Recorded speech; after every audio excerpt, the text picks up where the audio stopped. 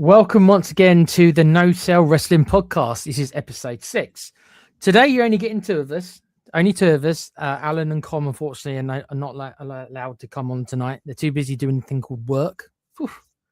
But big up to Rebel, who has made it back from his workplace. And you know me, I'm always about. So yes, I am Tequila, the Body Ventura. I won't call you Rebelhausen because you're not put yourself as Rebelhausen. So I'm just going to call you Rebel, unless you want to be known always as Rebelhausen Rebel. No, I'm quite happy. I did the gag for a while, and I have to kind of rep a credible wrestler now. Ah, very nice. Yep, it's much better. I like it. It looks good. Yes, so well, we're a couple of weeks off from WrestleMania, and we've got 4 topics for you as normal. Like I say, there's only me and Rebel this week, so it'll probably go a bit quicker. But let's start off with, we normally start off with this one because this is obviously the most recent thing. So we can talk about SmackDown a little bit, but normally it's Raw. Raw is still the kind of flagship show. At least it feels that way. I do watch SmackDown, but I never watch it live, and I skim through SmackDown even faster than I do Raw, to be honest with you. So Rebel, we can go over the whole show, which might take a while, or we can talk about the highlights. Do you want to start at the beginning, or do you want to just talk about the highlights? Because there was a lot of filler on this show, stuff that I'm just not that interested in. A lot of the women's tag title match, I don't care about that. The IC title match, that seems just thrown together out of nothing. But anything that really stood out for you? We'll talk about the main event segment, of course. But what parts of Raw did you like the most or not like? What stood out for you? So, with regards to Monday Night Raw, I suppose it started with confusion. Like, I have no problem with the segment itself, but I have a problem with where the segment took place. We had Cody Rhodes walking out to the center of the ring, doing his whole, what do you want to talk about, blah, blah, blah, blah. Yep. You know, that shtick that we're all so sick of, and we just wanted to go heel because we need something different from him at this point. But we had kind of a teaser of the other royal family, aka the McMahons. And Stephanie bubbled his brass, shunted out to the ring, and there was a whole shtick about Randy, his voices, and decent build content. I'm going to give him credit. Like the stuff that she talked about was relatively kind of contributory to the match that we're going to see. Did it need it? No, because it's plain to see, like, we're getting unhinged. Will do what he wants, Randy Orton. Like, we know what we're getting with him because we've seen it before. And then there was this very strange exchange at the very end when Stephanie's going to leave the ring. Cody grabs her, pivots her around, and says thank you and leaves the ring, which made absolutely no sense whatsoever because it's not new information that she gave him. She just reminds him of what a dangerous creature the Viper is when him and the voices are in sync. I'm with you. I did not like this. The last thing I honestly need on my television is Stephanie McMahon. I didn't particularly think she was very good when she was in her prime. She was okay when she was playing the spoiled rich kid daughter who was kind of Triple H's then girlfriend or whatever it was. Well, no, he married her, didn't he? In the storyline, he married her at the Las Vegas, wasn't it? So I didn't mind her during that period because she served the purpose. But seeing Stephanie now trying to talk down to people, and it's like, no, she doesn't. She's from an antiquated era now. She doesn't particularly fit. The McMahons aren't in power anymore. Yeah, her husband is the creative, in control of creative. But what I thought was interesting, really, for her is that her kayfabe, so her storyline background with Randy Orton. This is the same Randy Orton who, I don't know, Rebel, if you remember this. I know you were watching at the time. Who 15 years ago, however long it was a while ago, This thing wasn't it? You're talking about Randy, it was the build up for when Randy Orton was feuding with Triple H, and he kisses Stephanie. He knocks her out with a DDT, and then literally kisses her against her will because she's unconscious. I vividly remember it because it was quite high risk for the time. Normally they don't do. Normally wrestling doesn't go to those places, but it did on this occasion. He DDTs Stephanie McMahon, and then he ends up kissing her whilst Triple H watches because Triple H is handcuffed to the rope. So it's quite an edgy thing. So my mind automatically thought back to that as why Stephanie getting involved with somebody who abused her. I know it's wrestling, but still storylines have got to make, long-time fans like me will remember, especially if you're going to do quite intense angles like that one was. People are going to remember. So why she's really kind of, getting involved, I'm not sure. I would have thought she would have been trying to take Cody's side, but she came across, in my opinion, not really. She was trying to warn him and stuff like that. And it's like, I don't know. I think what they're trying to do, Rebel, personally, I think the whole Raw family stuff is a red herring. It's not going to be the McMahon family because that's what it was that's what this is hinting at a little bit. And unless they're going to wheel Vince McMahon back out, and they're scared to even say his name, let alone wheel him out with because the allegations are still very much in the press. They ain't bringing him back to television. So the person on the other line of Randy Orton is not going to be a McMahon member. I think they're trying to throw that. I'm still going with The Rock, but it might end up being his dad. It could easily just be his dad. I actually still have a kind of a wild card thing that it's going to be Charlotte Flair.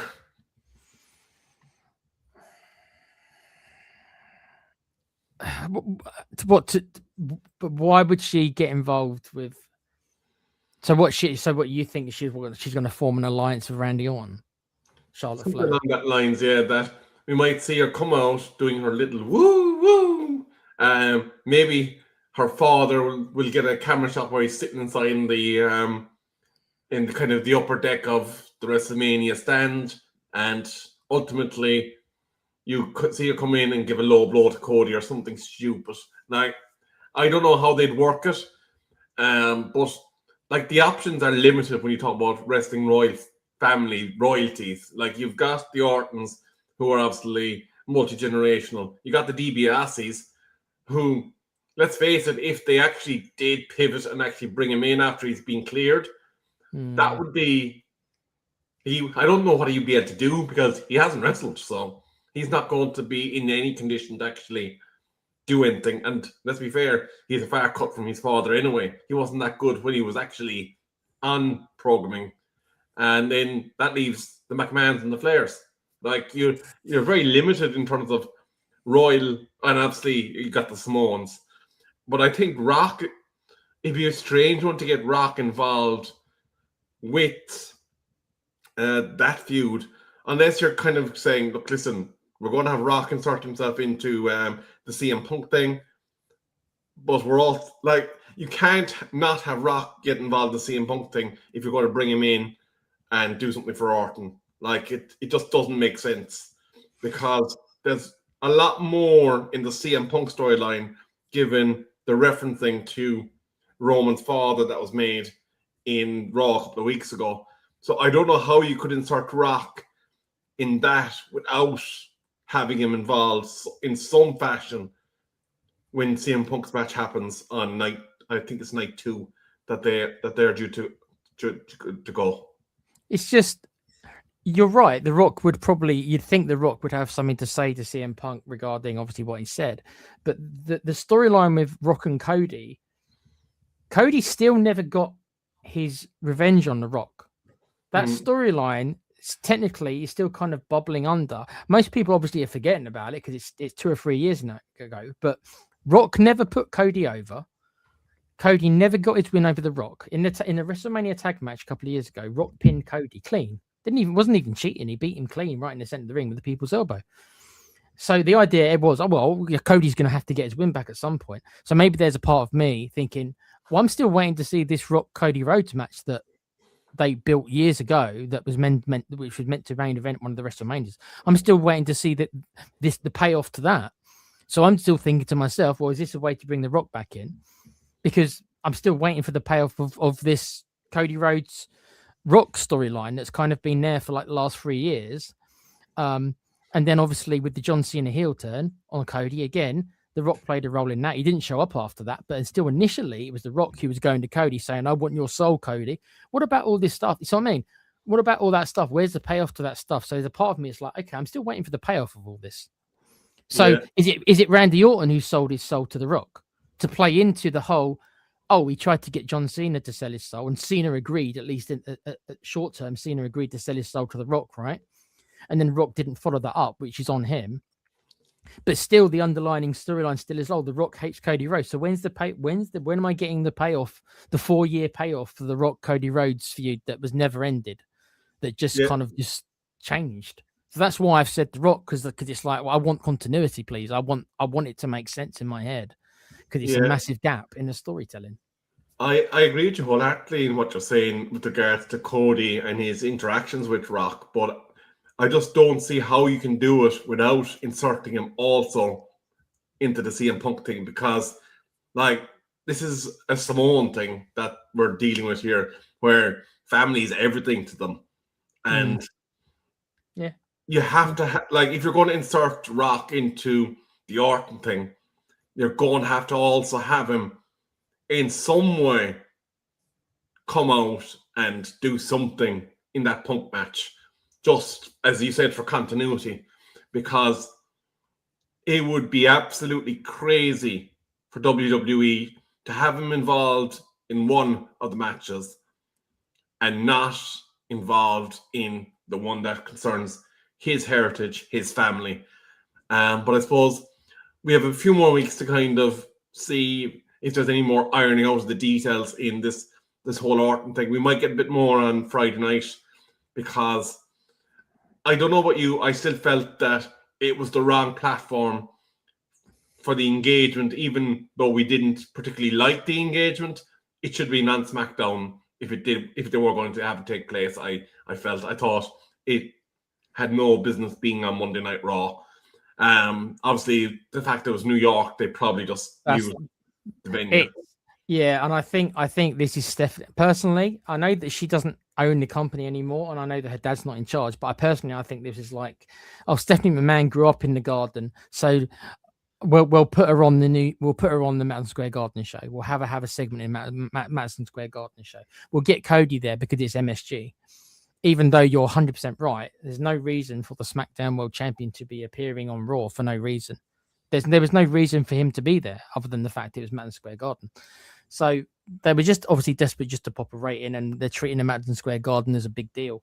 As for the red herring stuff, quickly, you're not going to get the payoff until WrestleMania, and that's the way it should be. I don't want Randy Orton to tell me who he's on the phone to. I want that to be a surprise at WrestleMania. I want it to be a surprise going into WrestleMania. I don't want it to be revealed beforehand, and it shouldn't be. Whoever it is going to get involved in that match. That doesn't mean Orton's winning, though that wouldn't shock me if Orton wins. But whoever it is going to get involved, and that will be a big talking about. So that's why I don't think it can be Randy Orton's dad, because that's not a big enough. Whoever it is, with all due respect to Cowboy Bob Orton, who was a very good wrestler in his time, he was never a massive star, really. He was involved in the WrestleMania 1 main event, which is funny enough, as an outside, kind of somebody on the outside. But he's not a big enough name in the wrestling world, with all due respect again, that he should be running out in a WrestleMania main event, a WrestleMania 42, to help his son. It makes sense storyline wise, but if it ends up being him, the fans are going to be like, really? They'll be disappointed, because whether they like it or not, they're building this up now. So we've got one family, actually. The Harts.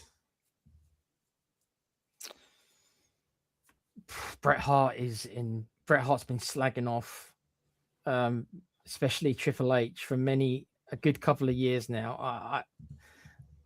I agree that they should be involved when it comes to wrestling families, but I would be shocked if Bret Hart appears on WFTV anytime soon. There's also the Hennings, and the most recent one of them being Curtis Axel. Oh, I haven't heard of him. I don't even know. Is he even wrestling anymore? Don't think he is he? I haven't heard of him wrestling even on Independence anymore. True. Joe Yeah, Hennig. no. Is any of the Guerrero family wrestling? Eddie Guerrero's daughter tried, didn't she? But then she quit. I forget her name. Raquel, I think her name was Raquel Guerrero. She was in NXT, but I think she quit. So no, there isn't. There's no actual Guerreros that I know of. But I mean, out of the realistic options, like think of it this way, right? So Orton and Cody, night one main event, 20 minutes into the match, whatever, right? So it's coming up to the end of the match. Who do you have run down? Bob Orton, it's not big enough name. It makes sense because it's his dad, but I'm just thinking the fan. If you remember last year, the fans' reaction when it was Travis Scott, the last thing the WWE want is another dud of a run-in coming in the main event. So they need to get this one right because last year they having bloody Travis Scott, and people were just like, "What? Where's the Rock?" So they can't do it again. Who's he going to be? There's one other thing. Like it has to be someone at the level of Dwayne. Like I think you're 100% right in that regard. It has to be someone that is big enough that the payoff matches the build. Maybe it's a red herring, but we already have confirmation that John Cena is going to be at WrestleMania. In what capacity? Who knows? But like maybe they have some sort of a non-in-ring kind of distraction from him in some regard, but then that doesn't tie into the royal family thing. So I'm going to disregard Cena from being the person that's involved there. But I think from business sense, what you're saying about Rock and in it being him has to be the only solution because his family of the big families is probably the only one that's active enough and has big enough names in it that you get that payoff. It's a difficult one, though. Let me quickly say hello to some people in the chat before we move on to the next stuff. Big up to Wayne Bonner. Evening, fellas. Hope you're well. Big up, Wayne. Thanks for coming in. Big up to Dermo as well, saying big up, guys. Get the strap on Orton, Wayne says. I grew bored a long time ago with Cody as champ. I think a lot of us did. Wayne says, big up, Dermo. How you feeling? Big up to Carl Simpson as well. Big up, gents. What if Orton was on the phone to Heyman? Just a thought. And Cole says Cody is dull as dishwater as champion. Give it to Psycho Orton, causing havoc. I think there's a lot of agreement in the chat that most of us find Cody, at least now, a bit dull. He's out. You know, he needs obviously to make a change. I don't see it being Heyman. I think Heyman's involved in too many fires already. Agreed. With the Vision and the Seth Rollins thing and the Brock, he's already involved in the Brock Lesnar Oba Femi feud. He's involved in the Vision and the Uso stuff. He's involved in the Seth Rollins and now Gunter, which we'll talk about in a sec. So he's involved in like 3 different storylines. I don't think you want to get him involved in any more, personally. And also that doesn't, as Rebel said, it because of the more than one royal family line, that part has to now make sense. So Heyman, although an important manager, has no history in wrestling. There's no family history in wrestling with Heyman. So that's why whoever it is, it's got to be, it can only be one of a few people, unless they just come up with some other reason why Orton said, oh, royal family. But then that's a massive plot hole if the person who comes out to help him is not part of any kind of wrestling royal family. Because then what was the point of, what was that then? You know? I agree. Like, I hope they don't try to be clever and have some tenuous thing like the King of the Ring tournament or some bullshit like that as being the link. But I suppose we wait and see. I suppose to kind of move things on because I am conscious that you have quite a thing of work to get through. I'm going to briefly touch on Brock and Oba. I suppose I want to stay away too much from talking about Oba because there's obviously another part to it later on. But I thought it was interesting that they chose to have the GM of Monday Night Raw take a bump in the approach. So I'd imagine we're going to see something from Adam Pearce about violent behavior in due course. And I was also very curious to see Hunter actually put himself in between because you knew from the get-go Hunter can't take a bump because of his heart condition and all the rest of it. So you were kind of like, apart from just the oozing of his authority, like it was kind of, it didn't seem like it belonged between him trying to stop two behemoths without having the full Triple H, physicality side of him being available to him, because like authority schmarty when you're that size and you're looking to get at the other person, like I don't think it was believable for Hunter in a non-bump capacity to be able to stand the two of them down. I'm curious to see what they do with it. But I think maybe this is the first part of that build that probably went wide of the mark in terms of the way that they were trying to portray the two of them. The F5 to the randomer at the end made sense because obviously Brock didn't get to put his hands on Oba and he wanted to put his hands on someone. But I just felt as a segment, it wasn't believable what happened in terms of breaking it up. Yeah, I'm kind of with you for the most part. Again, why was Triple H there? Again, I think it's a Madison Square Garden thing. I think he knew what he wanted him. It's a coincidence that both him and Stephanie, who you don't generally see on your weekly shows, Triple H will sometimes show up on the pay-per-views at the start, won't he? But on the weekly shows, you don't normally see Triple H, and all of a sudden you get both him and Stephanie on the same show. Because it was Madison Square Garden. So I think it was just a way to get Triple H out there. Personally, I don't think that he needed to be there. I think Adam Pearce was fine. As the GM got and tried to stop the fight, that as you would expect. Why Triple H came out, I don't know. Why Brock Lesnar would not beat up Triple H, we know why in real life why he wouldn't, because he's got a heart problem. He can't take a bump. But Brock Lesnar wouldn't give a shit. The character of Brock Lesnar, and also Brock Lesnar's got a history of Triple H. They were enemies before. So seeing Brock Lesnar almost not willing to touch Triple H, I had to really suspend my disbelief a bit too much there. It was like, Brock wouldn't give a shit. Brock would murder him. Why does he care? And of course, he can't because, as you said, he can't take a bump because of his heart. So then don't do it. Don't have Triple H do it then. If you can't, you know what I mean? Or have Triple H stay. Don't have Triple H get into the ring like that. Keep him, keep him giving orders away from the ring. Don't put him into the ring with them. Because I don't understand why Brock wouldn't pick him up and F5 him, because that is what Brock would do, but he couldn't. So it fell flat a bit for me. I had to spend my disbelief a bit too much. I was like, I don't think Brock would give a shit, but of course he can't. Yeah. I agree with you. I'm not feeling it overall. We'll talk about it in a minute. We're going to talk about it a bit more. So we'll move on from it. We'll talk about about Oba in a sec. Usos dropping the tag belts.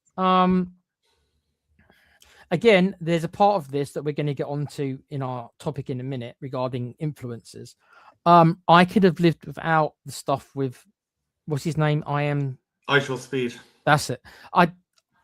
I'm fed up of them, and we will talk more about this. And I thought to myself, I thought that all the rumors were that LA Knight was going to be having a big year this year. They were going to treat LA Knight as a main eventer. They were going to push LA Knight as a main eventer. And now he's going to be facing either a 6-man. Is it going to be maybe a 6-man now? Or he's going to be facing this dude one-on-one? That's what they've got for LA Knight? That's what he ended up doing at WrestleMania? It's a big drop down, isn't it? Let's be honest. Yeah, I think it's probably the product of maybe one or two little botches, whether they were his fault or not, in the early part of the year. It also, again, I suppose, suspending the conversation that we're going to be having later, the absolute adoration that Trick Williams and Oba Femi have been getting from the crowd. They've kind of been lifted above him in one sense, in terms of, I suppose, the limited slots that are available on WrestleMania card, in the kind of the vital areas of that card. And as you said, now he's kind of been a driver in an ambulance. He's been jobbed, for want of a better word, in terms of some of the engagement that he's getting. And I think even after the show, there was an offline kind of recording of LA Knight being out in the ring with the Usos, and he went to get up on the rope and he actually slipped. So there's obviously something not quite going right for him. In terms of the tag championships itself, I didn't see why they needed to give the Usos a new team. They could have gone back to their original, well, not their original team, but their last tag team team, because that was an absolute banger. The one that they gave him now, look, I get it. They didn't want to be coming out to the Yeet thing on his own, because they had, as they said, they had to cover for the brother that can't stand on his own, and they gave him a new team, got him down to the ring, just to get him to drop the belts. Now, we will talk about the speed shenanigans later, but like, obviously we're going to get that grudge match, I'd imagine, at Mania, the settler. But I think that match would probably tell us at Mania what their plans are for the Usos. I'm starting to think maybe their time as a tag team is limited, and maybe as a result, the time for one of the brothers might be limited. But you can't get rid of one because he can't cut it on his own, because obviously that family is supremely powerful in the WWE. They got their cousin in the kind of the top of the decision-making area. He's the power. He's the power player. Yeah, Roman's the power player. It is mainly him, isn't it? Like, the Usos are popular, but I don't think they wield much power. Whereas Roman, this company bent over backwards for 15 years trying to get Roman to where he is now. So he's got as much power as he wants, because they consider him their biggest star. I'm not sure I do, but they consider him their number one star.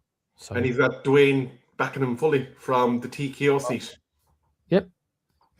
Yep. Very, as you say, the Samoans are all over. They have the power.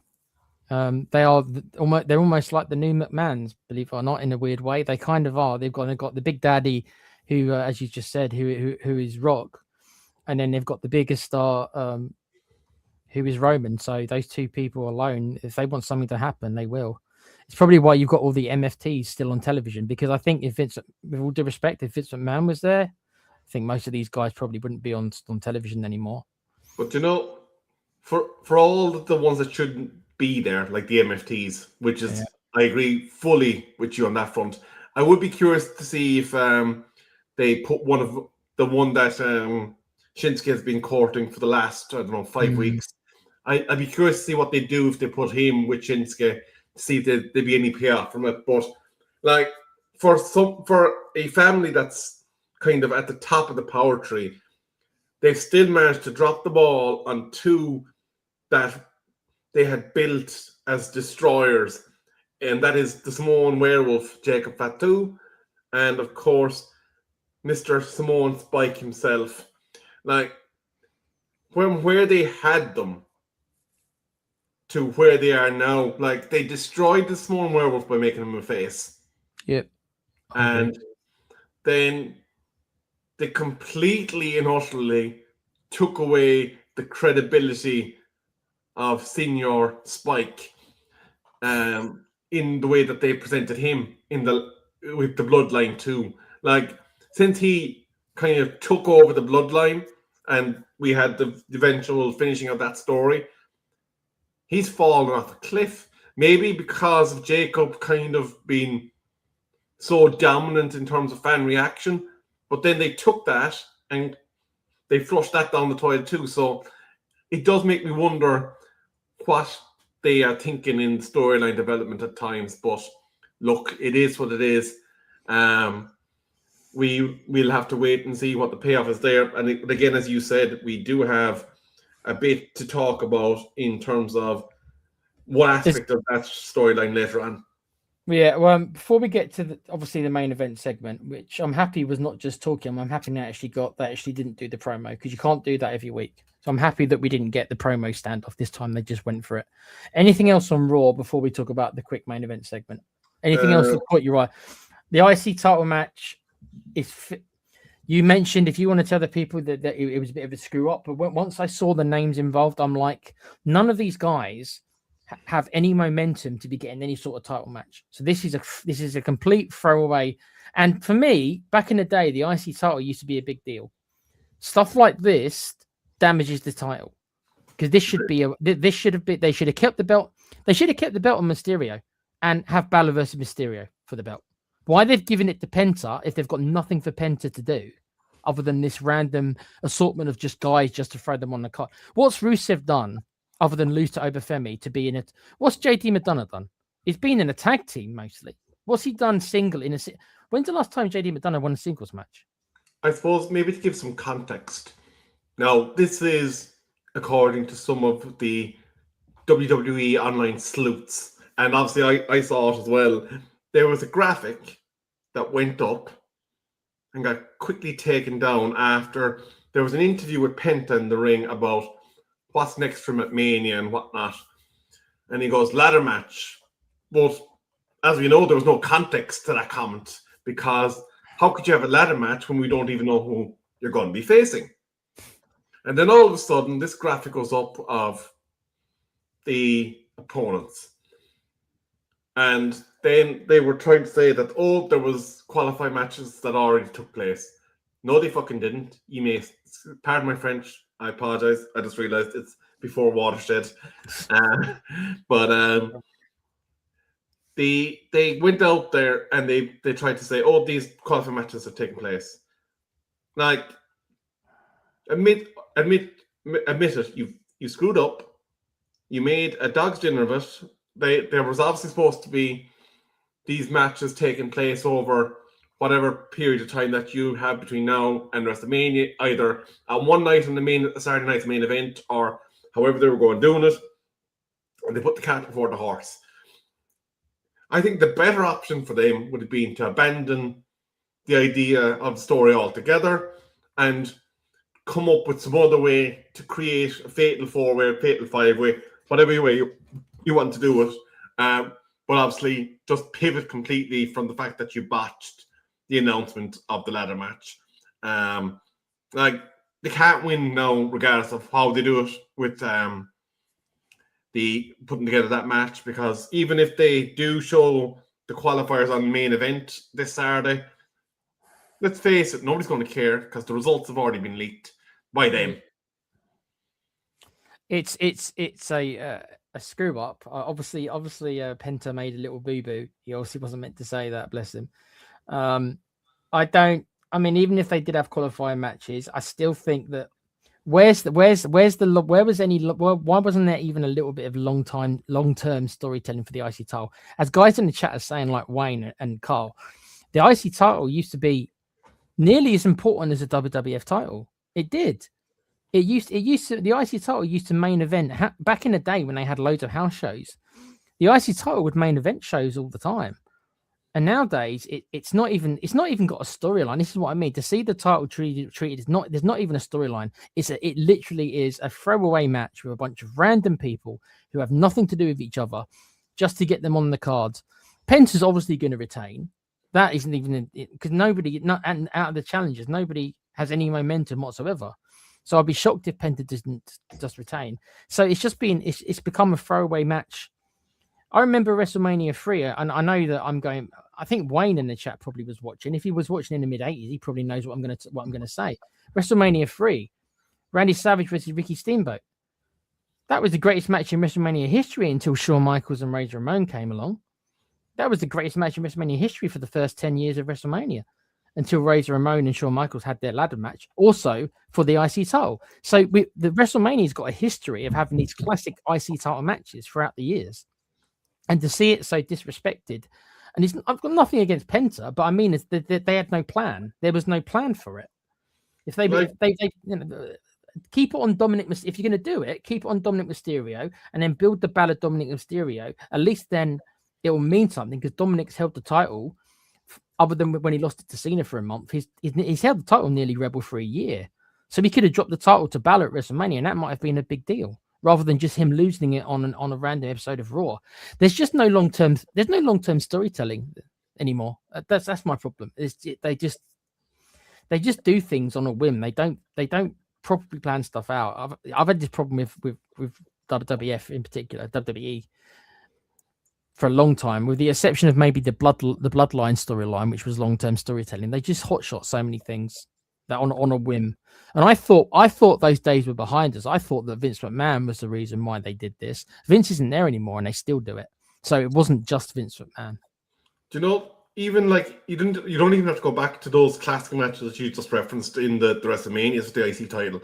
Like it wasn't that long ago that Gunther held the belt. And do you remember there was an absolutely fascinating kind of trio between Gunther, Sheamus, and of course the Bowl Scott himself, Drew McIntyre. Yeah, and they had absolute bangers of matches where like you had three very capable, able operators doing everything in their wrestling league acumen to kind of put on matches that probably outshone most of the rest of the card because they were so incredible.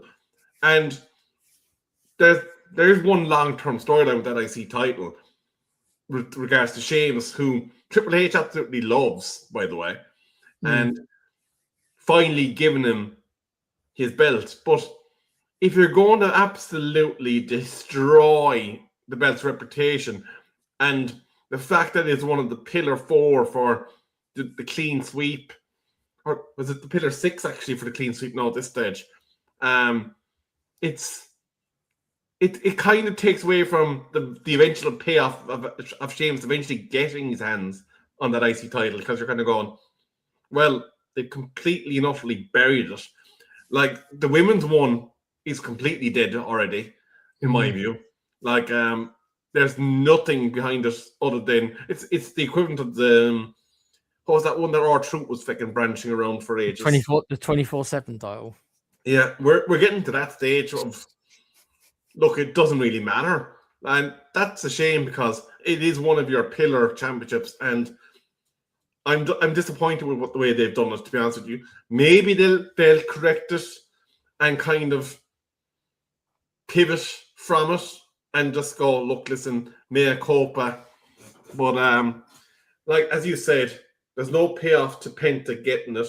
Like as you said, even the Bowler intervention didn't make sense for Mysterio to drop the belt, because the ultimate payoff for Bowler would have been to rip it from him himself. Yeah. So I think Triple H and his writers have severely screwed up the IC title. And frankly, with regards to the IC match at Mania, I probably will not even be that interested in it. No, it would be one of those matches where if you need to use a bathroom break, you'll probably go, you know what, I'm going to go to the bathroom right now, or I'm going to go get some food. I don't care if I miss this match particularly. And that's what it will be. It's a shame. But I mean, that's probably, we can maybe do another show in the future regarding the IC title and other titles, and how with the exception maybe of the world titles, so many of the titles in wrestling feel so pointless. There's only a few of them that have any kind of prestige anymore. So many of them feel pointless, like the IC title, like the US title also. I don't think that's got very much prestige either. A lot of the women's titles, like you say, most of them haven't got much prestige. So there's a lot of belts. The tag team titles for me, especially on SmackDown. I mean, you got R-Truth and Damian Priest, who are just, I mean, they just decided to form a team one week, and you got R-Truth, who's a comedy wrestler, with Damian Priest has fallen off a cliff as well.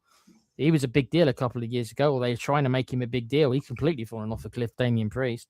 But there's that can be a show in the future. We can discuss that. Let's quickly move on to the main event, because we do have a couple more topics. No promo, which I'm happy about, because they've been jabbing each other for promos and they've been good. Most of them have been good segments, but you do have to switch it up. You can't have them just jabbing each other promos every week. The intensity did need to go up. And it has. You had Roman Reigns, obviously, last week getting the better of CM Punk. He attacked Punk, put him through a table. This week, no promo at all from Punk, which I think was good. Didn't need to be a promo. Came out, they just started slugging it out. Punk kind of got the better of him because everybody else was getting involved. Again, another pull apart.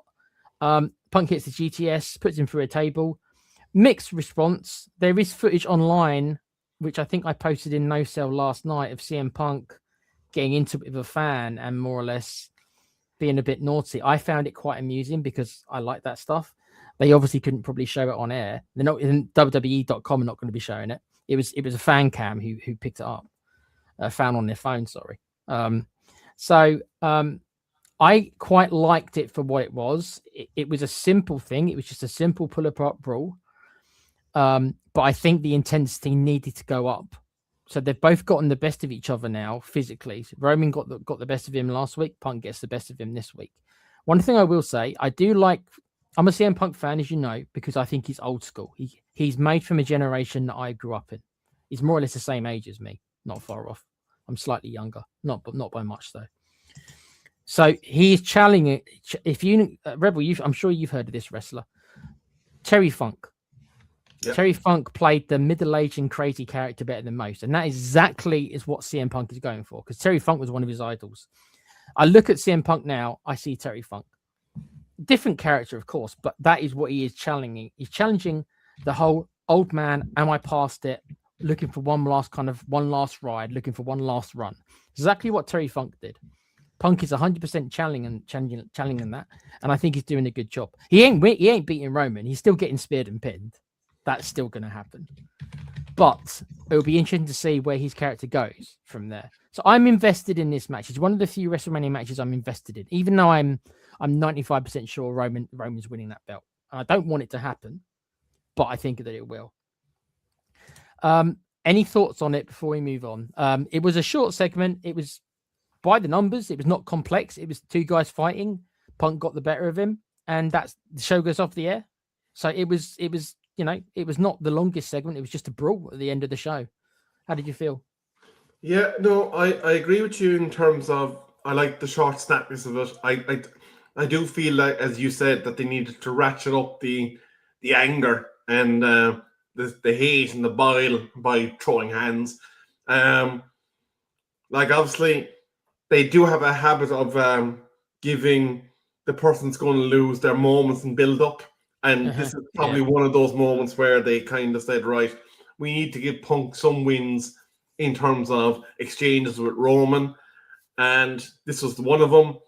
Have they made mistakes in the build-up? Yes, they have. But look, they're not perfect. I think some of the verbals in the early going were like a bit bland in comparison to Punk's opening segue. Like the fact that Roman didn't get to talk about the dog probably was kind of the only thing that would have been answerable.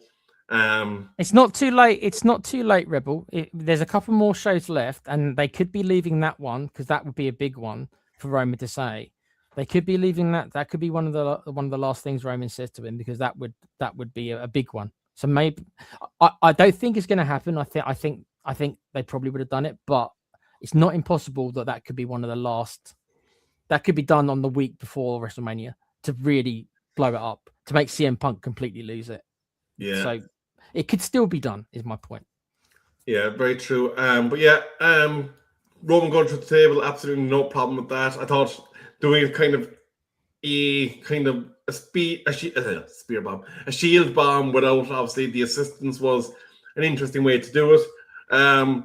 Punk actually being able to get Roman up like that. He was struggling a bit. He was struggling a bit. When he had Roman up, I thought to myself, I've got to suspend my disbelief a little bit more because it looks like Punk's really struggling. So how Roman can't get out of this, I thought again I had to turn my brain off because I thought he's really struggling to get him to do it. Yeah, I thought, like as you said, you had to kind of go, well, like in fairness, Punk is probably retiring within the next 12 to 13 months of going backstage. But look, it was a good segment. It definitely was an improvement on some of the verbal exchanges that they had, even though they also had their good moments. But can I just, before we move on to the non-Raw topics, can I just address one thing? And again, this goes back to your comments about storyline and long-term storyline and payoff. Like, we've now obviously because Braun Breaker is not going to be able to make Mania. By the way, actually, before I say this, can I just give a shout out to Seth's drip on Monday Night Raw? I absolutely loved the John Wick look to the way he came into the ring. That was absolutely fire. And I hope he actually keeps that look for Smallwood because, you know, sometimes you don't need the wild, crazy looking drip that he comes out in. Like the John Wick demon kind of looked kind of cool to me. But we obviously saw a clear pivot to Gunther, and obviously we know it was a backup plan. But we're now also saying straight away, oh yeah, we're just going to throw away the retirement gig. You're the eater of retirements. We just pull that out every now and again when we need to put someone to sleep, basically. And maybe we see Paul Heyman walk away from it now, but I don't know how they're going to have Paul Heyman engage with Gunther from here. I do think it. I don't blame them because they can't help. Right, it's not their fault for the injuries. I do think though that considering that Rollins has obviously rushed to try to get back, right? He probably was rushing trying to get back for WrestleMania, probably thinking he was going to. The idea obviously was to. I'm sure when Rollins was doing his rehab, right, he probably was thinking to himself, "I got to get back to WrestleMania so I can face Breaker." That's the obvious match, right? Then Breaker goes down with an injury just before the Royal Rumble, but then by that time, Rollins has probably done most of his rehab, so it's like, well, I'm going to be ready now, and then okay, we'll do Bronson Reed, and then Bronson Reed gets injured, and then they kind of say, okay, Logan Paul, and then people realize, well, hold on, we've already done this. Logan, it doesn't feel right. And then Gunther obviously is meant to be fighting Ray, and then Ray's gotten injured. So it's musical chairs, unfortunately. And though I'm sure the match will be good because they're both very talented wrestlers, I won't care because I know and everyone knows this is an out of nowhere thing. And it makes you think a little bit, should they not be doing it? Because a match of Gunther and Seth Rollins deserves a proper storyline. Not a hot shot, because they've hot shotted it. The first Gunther Rollins match probably should be saved through. I mean, it's obviously it's going to be out of WrestleMania, but I mean, it deserves to have a proper storyline behind it to build it. Not this, we're 2 weeks out from WrestleMania. Rollins hasn't got an opponent, and now Gunther's not got an opponent. We're just going to put them together because they're two names. But the match will be good, but it's not going to be what it could have been because the story is not going to be there because there's not enough time to build anything now. It's too late. There's no time left. Do you know? Build it. We had before when Cody came back. Obviously, Rollins going up to the ring, not knowing his opponent. It nearly would have been preferable to do an open challenge at Mania. I want to fight. Anyone got the stones to come out and fight me, and. Maybe not having it with Gunther, but you could put out a pretty decent match in the kind of mid card that would have got you Rollins on telly, would have covered the fact that they rushed him back and they couldn't give him a proper storyline, and at the same time, like preserved you from having to have the first exchange between Gunther and Rollins being thrown together. Okay, injuries plus injuries, you're going together. Yep. I mean, they obviously want them both on the card, and they thought to themselves, obviously, Rollins and Logan Paul probably isn't going to be enough. It's not enough, and Gunther has nobody, so they can't leave both Gunther and Rollins off the show. Well, at least they feel they can't. So they've just patched them together. It'll be a good match. Don't know who wins. That's a tricky one because you don't want Rollins to lose his first match back, and you don't want Gunther really to lose either because he's on this whole "I'm going to retire with one." So, and if it's really going to be Gunther versus Brock at SummerSlam in Lesnar's last match, which is what it looks like it is, they have to keep Gunther strong. So I don't know how they're going to get themselves out of this. One of them has to lose, but I don't think. You could do, but if they do like a DQ or a count out or something like that, the fans will be up. I mean, they could do. I mean, I assume that Rollins is going to win because I think they can't have Rollins come back and then lose unless Breaker's fit enough to run in. He might not be fit enough to wrestle, but if Breaker's fit enough to do a spear, I suppose you could have Breaker. If Breaker can do a spear on Rollins, if he's maybe have the two remaining members of the division come in and attack both, and then they turn around, beat the shit out of the division, and we do it again later. Maybe it's all a bit throwaway. It could be. It'll be a good match. It's just that You only get one chance to do a first time match. There's only, it's like a first impression. There's only one time there can be a first time match, right? And this will be Rollins and Gunter, and it seems like that they're wasting something that could have been a much bigger deal at some point because they've got no choice. They've had to hot shot it. They could have made it. Gunter versus Rollins could have been a world title match and could main event a pay per view, but it's not going to be. It's going to be probably in the mid card. It's not going to main event. It'll be a mid card, or at best, it might open. It might open night 2 or something. At best, it might open night 2. So it's not going to be given all it could have been, and that's my only drawback. It's like, oh well, you're giving this match almost away for nothing because you're desperate. I don't even think it's big enough to open. I'll be honest with you. Well, yeah. It should be a much bigger deal rather than it being, let's start a feud 2 weeks away from WrestleMania because we've got nothing else for either guy to do. I wouldn't have had Rollins wrestle. I would have said, you know what? If Breaker's not fit and there's no feud for you, then there's no feud for you. Do you know, it would nearly been preferable for him to cut a promo where he kind of says, I'm here, where are you, you little you know what? And you're clearly not the blah blah blah, all seeing all blah blah blah, kind of basically go to town on them and build it for SummerSlam. What they could have done, considering the main event of last year's WrestleMania was CM Punk versus Rollins versus Reigns, they could have gotten involved in the Punk versus Reigns match. I'm not saying he would, not as a wrestler, because we've already seen that match, but he's still got storyline left with CM Punk that never resolved. He's still got a storyline with Roman Reigns that's never been resolved. So I'm not saying, so he could have got involved with that build. They could have inserted him in some way into that build. Especially against referee? They could have done something like that, yeah. Yeah, they could have done something like that. Yeah. To build off of last year's triple threat match, he's got a history of both guys. He still hates Roman, he still hates Punk because their storylines have never been fully resolved. So there's lots of stuff there he could do. If the Vision stuff needs to be put on hold, which obviously it does because they're all injured, then you could have used Rollins, like I say, you could have inserted him into the Punk Roman storyline, and it would make sense for him to do so because you could be like, well, we all wrestled last year, I hate you both. Maybe that would have been a better use of Rollins, considering that 3/4 of the Vision are injured. So anyway, we've spent nearly an hour on Raw. We do have a couple of topics. We'll have to get through them quickly. Let's quickly talk about, let's talk about Oba Femi. So very quickly for me, I don't see the hype. I'm not destroying the kid because I'm not destroying him. I'm just saying I don't see it yet. He could, maybe WrestleMania is going to show me something that I haven't seen, and then I will be on board. Maybe I have to watch him versus Lesnar and see if he can impress me. So far, I just feel like I'm watching one of Vince McMahon's projects. And as a wrestling fan, I grew up rejecting Vince McMahon's projects. I rejected John Cena. I rejected Roman Reigns. I don't like being told who to cheer for.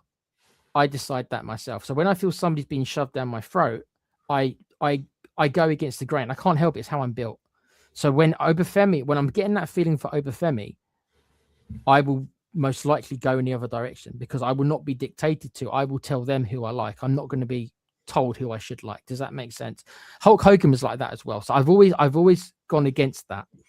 So that's my fear is that for me, Oba Femi is going to be shoved down my throat like Roman Reigns was, like John Cena was, like Hulk Hogan was, and I'm going to reject it big time. So this is why I'm being very I don't know about this guy yet. I'm not seeing what everyone else is seeing, but you might feel differently, Rebel. How did you? Should they be going all in with this kid? Yeah, well, I suppose just to give a bit of background to Oba Femi, he was a track and field star back in the day in Alabama. And he was with other promotions, and they didn't quite know exactly how to get him to go where they wanted him to go. I think what we're seeing in terms of Oba now is the American audience have completely and utterly embraced Oba because of his time in NXT, the way that they reacted in the shows there, and the kind of reaction he got in the Royal Rumble when he came out and was given the honor of being one of the first two competitors in the ring. And they kind of really put over his physicality in that Royal Rumble. But I think what we're seeing now is the way that the crowd have accepted and engaged and chant for him.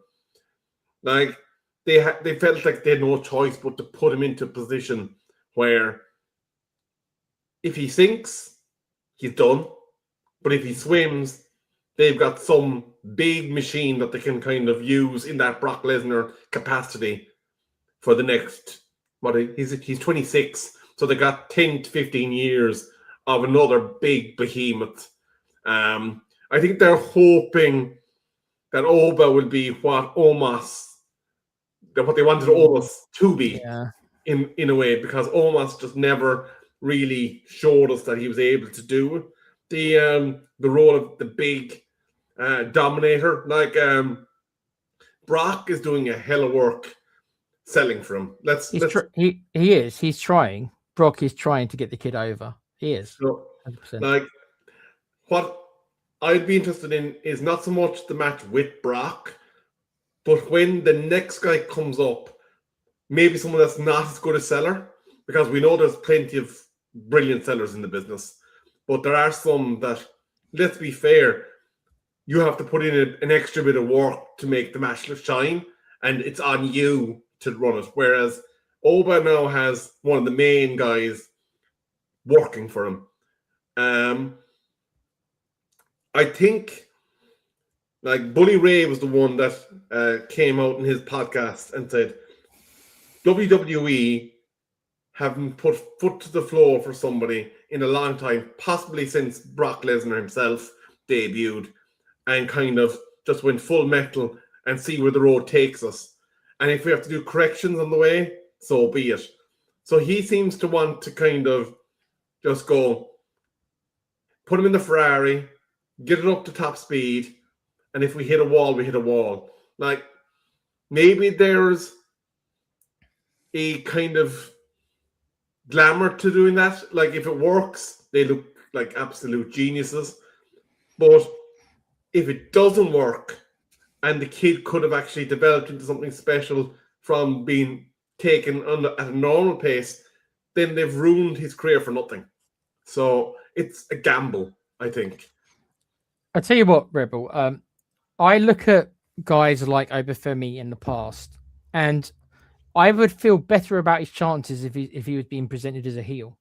Because Brock Lesnar, when he came in 2002, wasn't particularly ready, but he had Heyman as his manager or his advocate.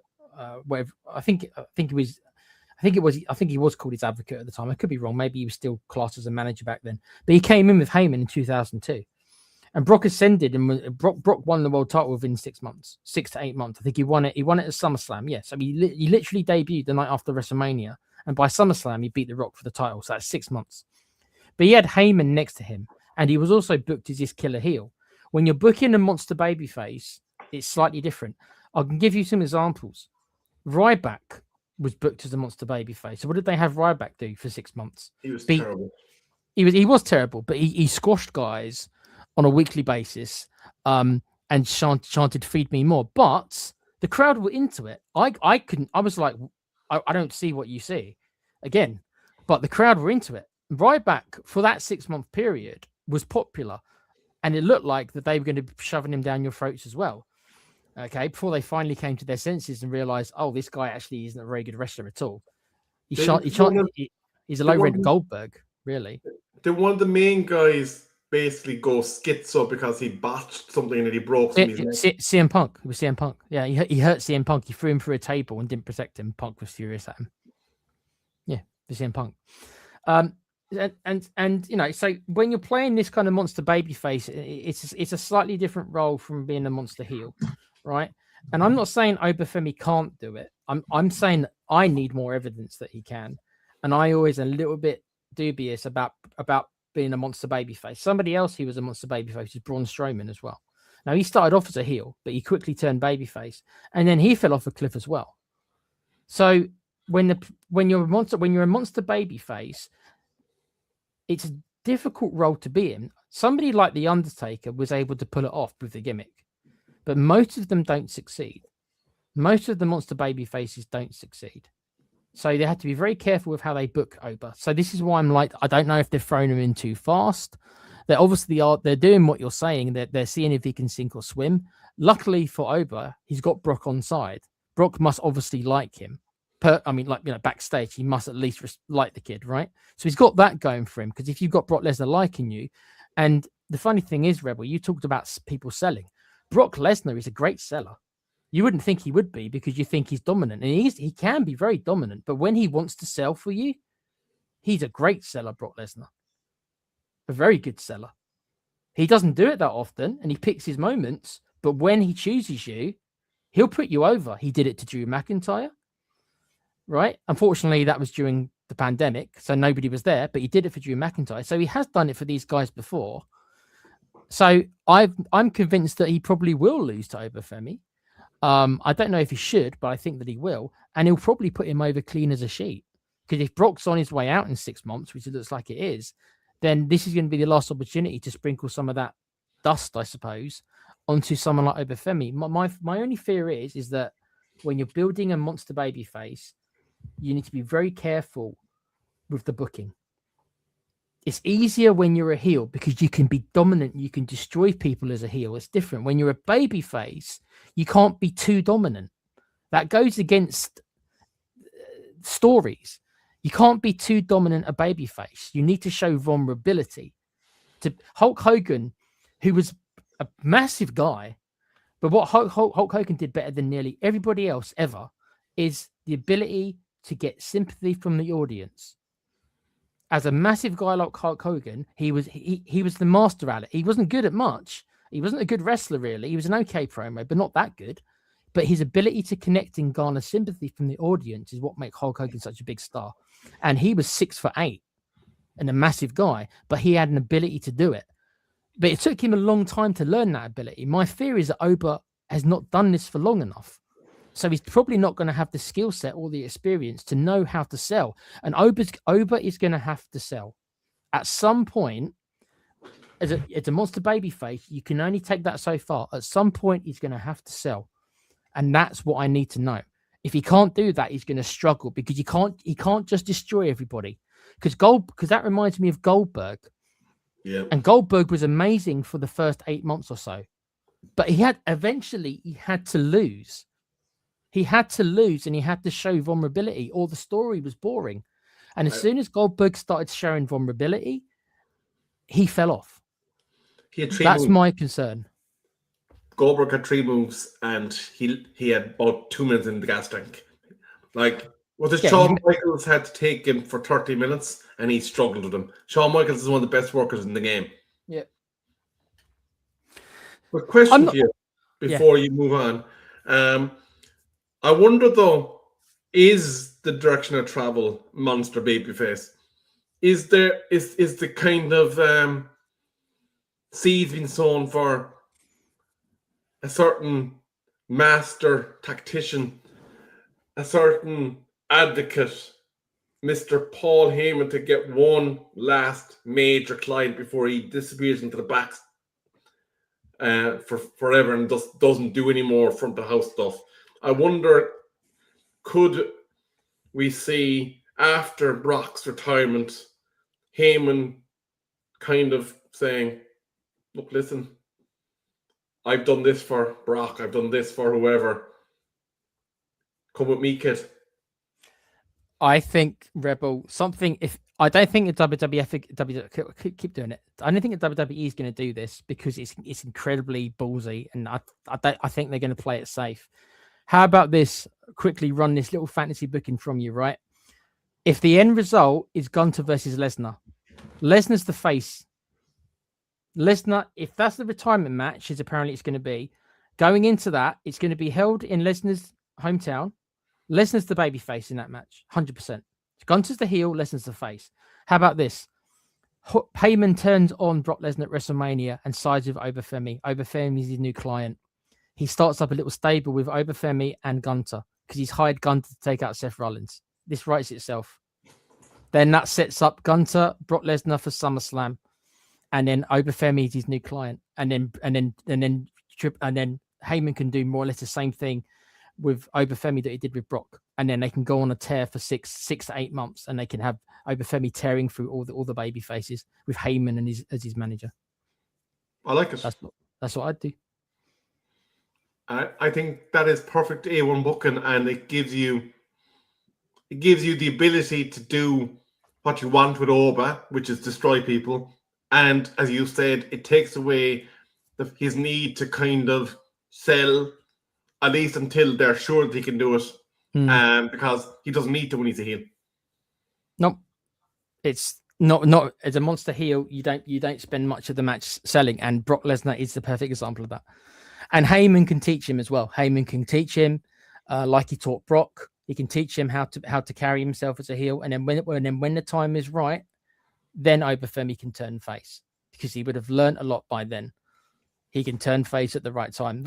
That's what I would do, but that takes time, and I don't know how patient WWE are anymore. I don't think they've got the patience to do that. I think they're gonna do the obvious. I think Femi's gonna beat Lesnar, probably fairly and cleanly. Where he goes from there, I'm not sure. I don't know where he goes, because Lesnar's probably not going to be sticking around, because Lesnar doesn't work a full schedule. So where Oba Femi goes after WrestleMania, I'm not sure. My worry is they're going to hotshot him right to the top. And I think that's just it's way too fast. If they have him going after the belt or something in the next couple of months, that would concern me greatly, because I think he's still too green. I think he needs another year or two, personally, from what I've seen, but I haven't seen enough of him, really. That leads into a thing that you raised earlier. Why are they destroying the credibility of the likes of the Intercontinental Championship when this would be a perfect first title for someone like Oba? And that's in the olden days, Rebel. The IC title was almost a test. They generally gave the IC title to people they wanted to see if they could draw. Randy Savage was the IC champion for a year. He held the belt, and then a year later, he was a world champion. Ultimate Warrior, again, won the IC title. They tested him out. Then they gave him the world belt. Bret Hart won the IC title. They tested him out, gave him the world belt. Diesel won the IC title, tested him out, gave him the world belt. Shawn Michaels won the IC title, tested him out, gave him the world belt. And that was a conveyor belt. That's what they did. The IC title was almost like a trial run. It was a trial one to see if they would sink or swim as the world champion. A lot of them did. A lot of them didn't. Some of them didn't manage it, but a lot of them did manage it. So you're 100% bang on. That is exactly what the IC title should be used for. You could say that maybe that's what they did with Gunter, and that's fair. They gave Gunter the IC title for a year and a half, having broke the record, then he dropped it, and then they did promote him to the world title afterwards. So they can still do it if they want to. I don't think anybody would have been offended if, for argument's sake, we had that match between Lesnar and Oba. It ends the way it ends. And the following day, on Monday Night Raw, the Raw after WrestleMania, Penta comes out, open challenge, bang! He gets hit by the freight train that is Oba. Belt is on him, and then we get 3 or 4 months of seeing just exactly where the kid is. Yeah, I'm hoping that they will go that route, and I'm hoping they don't completely just hotshot him to where he's going to be a main eventer in a couple of months. I personally won't like that unless he's more ready than I think he is, and I'm going to be watching very carefully at WrestleMania to see how ready I think he is. So that will be a bit of a litmus test for me against Brock Lesnar. We'll find out. That match will teach me a lot by how much the kid knows about psychology, how much the kid can sell, because he's going to have to sell for Brock. He can't. If they book him to destroy Brock Lesnar, I will be very worried. He's got to sell for Brock. So I want to see Brock has to get moves on it. He can't just destroy Brock Lesnar. They might think that's a good idea, but I don't. I think that would be a terrible mistake to have him destroy. He can beat Brock. There's a difference between beating Brock and destroying Brock. I think he has to take an F5. So do I. At least one, if not a couple. If they really want to, he needs to show vulnerability. We'll see. He did lose in NXT. It's not like he was undefeated. He did lose in NXT. So he has lost matches. It's not like he's Goldberg and never lost a match. He hasn't lost many. It's not many, but he has lost. It's not like he's not beatable. They haven't presented him as being unbeatable. So I'm just want to cool the jets a little bit. I need more information, and I'm going to be watching very closely at WrestleMania Rebel to see how he sells. I want to see if he can do the sympathy, the vulnerability, the stuff that Hulk Hogan was a master of. I want to see if he has any of it. If he does, then great. There's a chance for him. If he doesn't, then he needs a lot more work before he's put into this position. Absolutely. There is an opportunity if he does come to the levels that you expect of somebody that is going to be a main event player. I think it's maybe about time that we had someone put on a bit of a run in WrestleMania, become a kind of a Mr. WrestleMania, and maybe get 8, 9, 10 on the bounce. Not like Undertaker levels. That can never be done again. But no, have some long-term storyline where you maybe get a decade of somebody not losing at Mania, and then having a big payoff in year 11. Like, I think there's room for somebody to do that. Whether it's him, I don't know. But I think we need another Mr. WrestleMania. Someone that has an increased aura when it comes to the biggest show on the card. Yeah. Okay, we are obviously gone over by a bit. There's still 2 topics. Just seeing what time. Okay.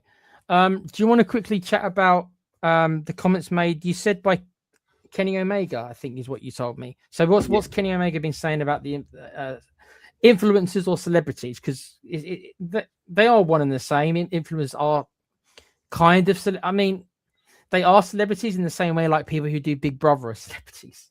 Yeah. They're famous, but not for any reasons that they're famous. No, I have to say I agree completely with what Kenny's saying here. There is obvious exceptions, and I will touch on it briefly.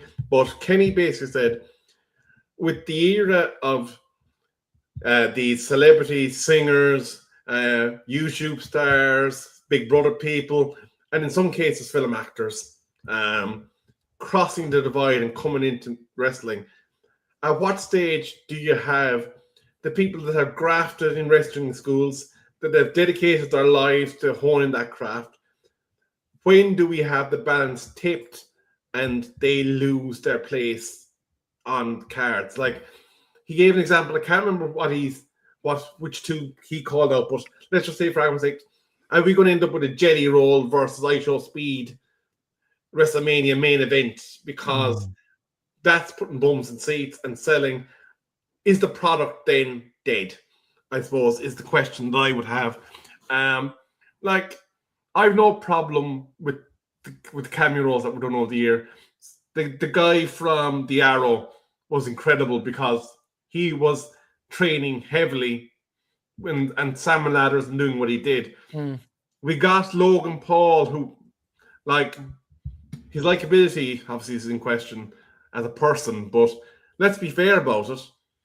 He was actually born to do the job. He's adapted and made it his full-time gig. Yeah.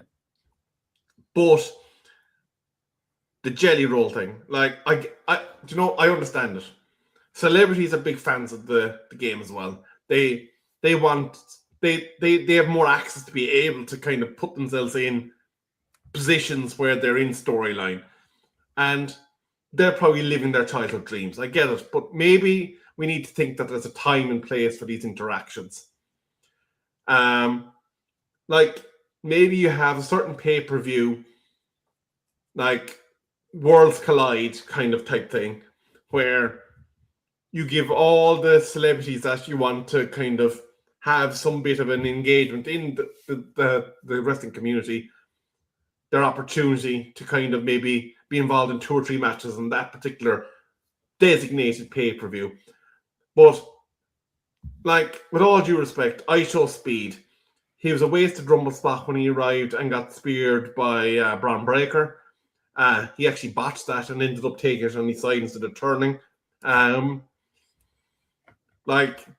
you know what? The backstage stuff with Danhausen, I didn't mind because he was backstage. I didn't like the fact that he was involved in the tag team swap, I get the storyline perspective, but at the same time, he added nothing to it other than being some guy that's famous for yapping and barking on YouTube. I think we've crossed the line. Like Jelly Roll, his part in the Orton storyline. Why? Like, we had the thing that he was Orton's buddy, and then Orton punked him out, which, to be fair, was fun. But he doesn't add anything to the storyline. And I would share Kenny's concerns that we're going to end up with two people that haven't kind of gone through the ropes and wanted to be wrestlers. They're just there because we're famous and we have a ticket. Well, it's a difficult one. I think it is dependent on the celebrity. So WrestleMania 1 main event. I know I keep going back to these points, but this is my reference point, right? WrestleMania 1 main event was built around Mr. T. So it was a tag team match, Hogan and Mr. T versus Piper and Orndorff. Mr. T couldn't wrestle a lick. He wasn't a particularly he looked like an athlete, but he had no athletic ability. He was what they call a weight room athlete, right? So he had a physique, but he wasn't a talented athlete. And that was WrestleMania 1, but the whole event was more or less sold around that. And Cyndi Lauper did some stuff as well. But a lot of that was the whole Mr. T. And throughout wrestling, celebrities has always been involved to different levels of success. I remember in WCW, you might remember this, Rebel, because I think you were watching at the time. Jay Leno was in a match at one of the Road Wild pay-per-views, and I think he was in a match, and on the opposite end was Eric Bischoff. So, but they had a wrestler next to them. So it was Leno, and I think it was Leno and DDP versus I think it was Leno and DDP versus Hogan and Bischoff. So you had two non-wrestlers, Jay Leno and Eric Bischoff, who was not an athlete either. And then you also had Dennis Rodman teamed with Hogan against Karl Malone and DDP, but they're athletes. They might not be wrestlers, but they were professional basketball players. They're athletes. Jay Leno is the exception. It's different. So right then and there, you've got different kind of celebrities. You've got Jay Leno, who's a talk show host, who didn't have an athletic bone in his body, but you've got Rodman and Malone, who are able to do a bit more because they are athletes at least. And you look at Logan Paul, the dude is an amazing athlete. So he transitioned to wrestling easily for him because he's an amazing athlete. But you've got someone like Jelly, who obviously he's lost a lot of weight, to be fair to him, but of course is anything but an athlete. So when you put those kind of people in matches, it's not believable in the slightest. And I have a problem with those kind of celebrities being involved. They should be at ringside. They should not be in the ring. But if you can get celebrities who can do stuff like Logan Paul, or if they can be basketball players, or if they're athletic, Stephen Amell, he wasn't an athlete, but he was athletic though, wasn't he? Yeah, he was a beast. Yeah, so he's able to do it. But you've got guys like Bad Bunny, who is not particularly an athlete. Okay, he's not in bad shape. He's not overweight like Jelly Roll is, but still, you wouldn't say he's an athlete. He was okay, to be fair. I can think of worse people than him. But when you're bringing in guys like Jelly Roll, these guys don't even look. They've got to look like they can fight at least. Logan Paul has got a very good physique and he can do athletic stuff. He looks like he would be able to be a wrestler. You got Jelly Roll or guys like Jay Leno who, Jelly Roll beat, what was his name? That Prince, wasn't it? On SmackDown. Oh, he did. Yeah, he did, didn't he? Yeah. And also, you got to remember, a couple of years ago, Johnny Knoxville beat Sami Zayn. Kit Wilson. I know. Johnny Knoxville doesn't look like a wrestler, but he went and beat Sami Zayn. And Sami Zayn was challenging for the world title nearly 12 months later. Yeah. I mean, but he'd lost to Johnny Knoxville. So celebrities, it depends. The answer is, I'm going around the bush. The answer is, it depends on the celebrity. Is there too many of them? Only if it's the wrong types. I don't want to see Jelly Rolls in the ring, but if there's more Logan Pauls out there, then I've got no problem if they look the part and it's believable. Believability is such a big thing, and Jelly Roll is not believable. Jelly Roll shouldn't be beating up anybody. Even if they are low carders, he shouldn't be beating up The Miz. If he's meant to be feuding with The Miz is a former 2-time world champion, Rebel. The Miz is a former several-time IC champion. He shouldn't be winning any matches against The Miz. The Miz is a former 2-time world champion. I don't know if you'll agree with this, but there's probably a time and place where someone like Jelly can get in the ring. And I'm going to give you an example. The Miz is in the ring. He's engaged in a spat with Ian, other Jelly Roll's friends, who's a full-time wrestler. Miz gets punked out by that wrestler. Jelly Roll then you could see where Jelly Roll might grab him and chokes on him and say, right, fun little spot, move on. Because Miz has already been taken out by the actual wrestler and he's just getting a spot. Yes, if it's an advantageous, but seeing Jelly Roll, what was it? It was Jelly Roll and Orton versus McIntyre and Logan Paul, wasn't it, at SummerSlam last year? And even though, to be fair, apparently, if WWE Unreal, I don't know if you've seen that show, Rebel, but if that's true, if it is true, then apparently the original plan was he was going to win. He was going to win. Him and Orton were going to win that match. And apparently it was Jelly Roll himself who said, hold on, I ain't beating Drew McIntyre and Logan Paul. That's not real. That's not realistic at all. So thank God, at least he actually had sense to say to them, "No, I shouldn't be winning this match." But the fact that they wanted him originally to win that match is very worrying. Jelly Roll wouldn't last a second. Can you imagine Jelly Roll fighting Drew McIntyre in real life? It'd be over in about 5 seconds, and Jelly would be taken away in an ambulance. Exactly. Drew McIntyre would absolutely murder him on every level. And so would Logan Paul. Okay, Logan Paul's not as big as Drew McIntyre, but Logan Paul, this young athletic guy like him, he would absolutely beat the hell out of Jelly Roll every day of the week, and it wouldn't even be a contest. So at least Jelly Roll was smart enough to actually say to them, that ain't realistic. But they wanted him to win. Can I just give some credit to Jelly? Because apparently he lived in the Performance Center for months coming up to that match. And you know what? Yeah. For putting in the work, credit where it's due. But as you said, there's a time and place for certain types of celebrity and certain spots where there's a payoff. Not all of them are Logan Paul's. No. Most of them aren't. Most of them aren't Logan Paul. Logan Paul is probably the best. I think if we were ever to do a show with the most impressive celebrity, I don't think there could be any argument that he probably is. Well, he's probably disqualified now that he's a full-time wrestler. But, he's become full-time now. But there's no celebrity I can remember watching who's in their first match who was doing the stuff he was. It's like he'd been a wrestler for like 10 years.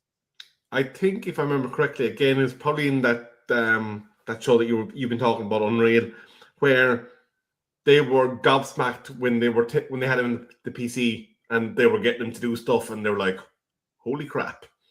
Yeah. It depends. Again, it depends on the celebrity. Back when Raw was doing their celebrity guest host, and Alan, if he's still in the chat, will remember this period, and they had a bunch of celebrities coming on every week. And thank God the majority of them didn't get in the ring. But I remember, do you know who Seth Green is? Yeah, he was. He's a comedy actor. Small little fella, isn't he? Yeah, he was the one in the Austin Powers films as yes. his kid. Yeah, he was even in a match. So, you know, they've been doing this for a number of years with people who have got no right to be in the ring, but it does depend on how they are utilized. So to try and answer to try and answer Kenny Omega, is there too many of them? There's too many ones who aren't athletes. Yeah, if they're athletes and they're actually capable of doing it, I'm okay with it. But there is too many of these guys who are YouTube influencers, and most of whom can't do what Logan Paul can do. So I think that's a fair comment from Kenny. That's me getting around the book to saying I kind of think I agree with him as well. Yeah, I am. I tend to agree with Kenny as well. I enjoyed Stephen Amell because he basically physically trained for his role in Arrow and was able to kind of transfer those skills into spots that experienced WWE wrestlers and producers were able to curate for him and take advantage of what he was able to do. As you said, Logan Paul just gobsmacked him, and a bit like the Mace. Actually, he was a non-wrestler originally as well, wasn't he? That came through the real world. Yeah. So, like, there is times and places for them. There is, like, we had, a certain U.S. president and a certain former chairperson. But there is kind of areas where you can get those non-athletic people involved if you're clever in your storyline. But I think I agree wholeheartedly with the sentiment you've expressed. And if that's what LA Knight ends up doing, and he has a singles match against Aisha Speed, whatever his name is, then that will be. If I'm LA Knight, I would seriously be questioning my future. I would looking to get out of there. I'll be honest with you. I'm back to somewhere like TNA where they'll respect me and use me. I get a feeling it's going to be a 6-man tag, which I get a feeling because I get the feeling that the Usos and LA Knight are going to team up against the Vision and Aisha Speed. That is what I think is going to be. I'll be honest with you. I think that happens before Mania because I think we get the revenge match at Mania. You think what the tag title match? You think they're a rematch? Maybe. We'll have to see. But yeah, we did have another topic, but I'm thinking about it, and we can probably hold off on that one because we were looking at the WrestleMania card. What we'll do is we'll just wait until next week and see if any more matches get added, and then we can cover that next week because it's already been nearly an hour and a half. So we will end it on that topic. We'll add that to next week's topics where we discuss the state of the card. Most of the matches have been, like I say, there might still be a couple more matches added, but I think the majority of the card is probably out there now. At least most of the big matches and most of the title matches are most likely already set. So there might be, as Rebel said, there might be a tag title match with the Usos added, or it might be a 6-man, as I think it might be. So there's probably going to be a couple more added, but the majority of the card is out there now. So have a look for yourselves, guys. Come back next week, and we will add it to next week's topics. And when we know a bit more. So I guess that's it then, Rebel. I want to say thank you for everyone in the chat. Big up to Kuva, big up to Alan, big up to Wayne Bonner and Carl, who was in here. We hope you'll enjoy these. Obviously, we're only doing them once a week at the minute.